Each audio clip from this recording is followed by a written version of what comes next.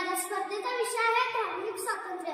धार्मिक स्वातंत्र्य म्हणजे प्रत्येक व्यक्तीचा आपला धर्म निवडण्याचा, त्याचे पालन करण्याचा व त्याचा प्रचार करण्याचा अधिकार. बायबलमध्ये नीतिसूत्रमध्ये वचन सांगते की धार्मिकता राष्ट्राची उन्नती करते, म्हणून धार्मिक स्वातंत्र्य असणे गरजेचे आहे. आज 2024 मध्ये धार्मिक स्वातंत्र्य भारतातच नाही पूर्ण जगामधून नष्ट होत आहे. धर्माची व्याख्या आजच्या माणसांमधून नष्ट होत आहे. जो तो आपल्या धर्माचे अस्तित्व टिकवण्याचा प्रयत्न करत आहे.